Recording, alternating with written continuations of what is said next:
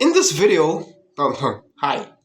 In this video, I'm going to be discussing what MrShowTym prioritizes in terms of different talking points with regards to American politics.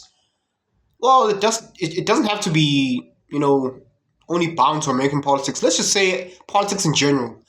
But with American politics being, the main event, the WrestleMania of them all, the reason, my number one, well, to me, it's kind of like two reasons, but one of my main reasons why I was enamored by Donald Trump is the whole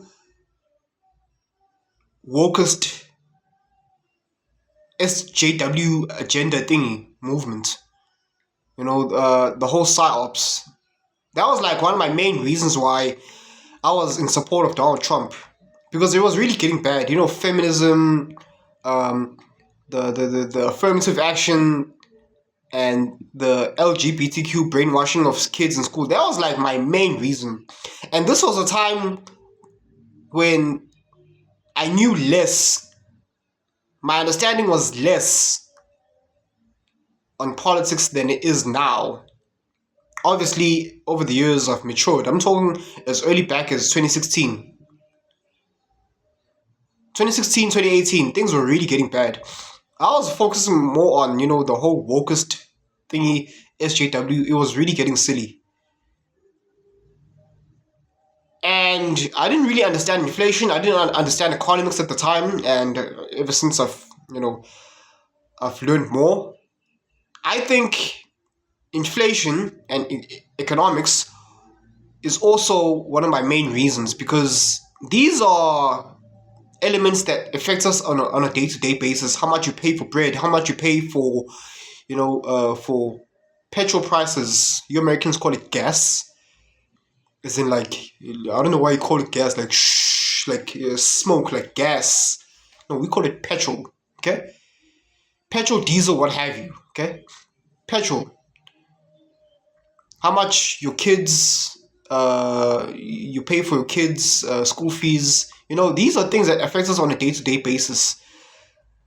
So yeah, inflation to me is also a big component, because inflation, it hardly ever goes down. Let's just say it never goes down, and if it does, it goes down by inches, small inches. Okay, inflation never goes down. It never becomes better. Name me one country where back in the day you used to pay like 5 rand for a loaf of bread, and then it got to a point where now you pay like 20 rand for bread, and then it went down again to the point where you pay like 4 rand for bread. I can't remember. I can't think of one country, and I'm not even knowledgeable about all countries, but I know that inflation doesn't go down. It certain items and certain commodities, yeah, they fluctuate up and down, like gold, certain resources, certain raw materials, gold, copper, diamonds. These are commodities that they vary. But groceries, yeah, those things hardly ever go down, unless of course there's a new product that gets introduced and it starts off low. It eventually goes up. It eventually increases in prices. So for me, it was the cultural war and inflation. Now, for foreign policy, I hate to say this, I hate to describe it like this, but because it ranks last, but certainly not least. Certainly not it ranks last because on a day-to-day basis, you're not worried about wars. I mean, unless you're in certain countries, unfortunate countries like Israel, and certain Middle Eastern countries like Egypt. Well, Egypt is in Africa. Dear world, did you know? Certain Middle Eastern countries, where it's war torn. It's just terrible. Okay, yeah, that's the exception. But other than that, you're not waking up on a day-to-day basis worried about wars in other countries. No, you're worried about your day-to-day affairs.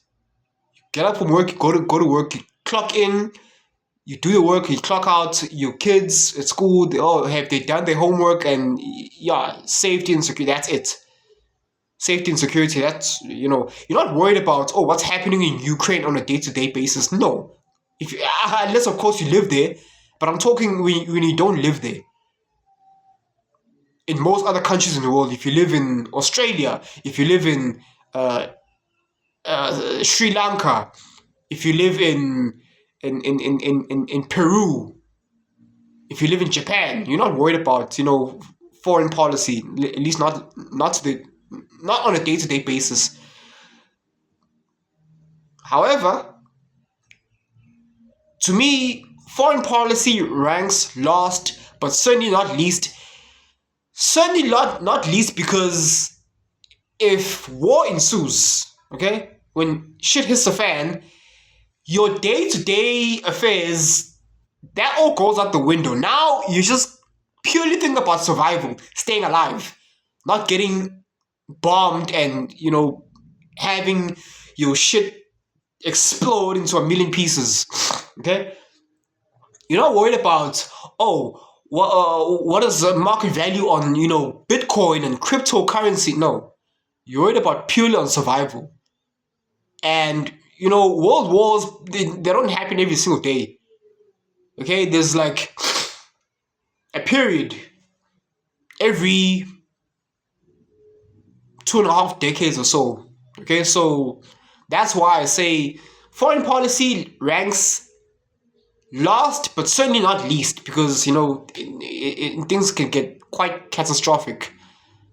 So not to lessen foreign policy, but because you're not worried about it on a day-to-day basis.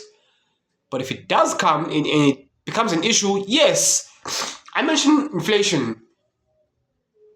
How much your country pays for imports or exports, tariffs, that influences inflation. If you're in America, how much America sends money to Voldemort Zelensky, the baby mama of the United States, that raises the prices of inflation. So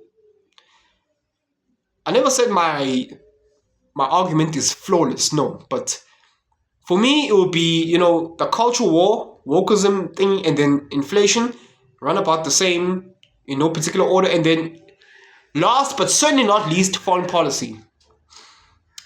Yeah, that's just my take. Anyway, that's all I have to say for now. Thank you so much for watching. Cheers.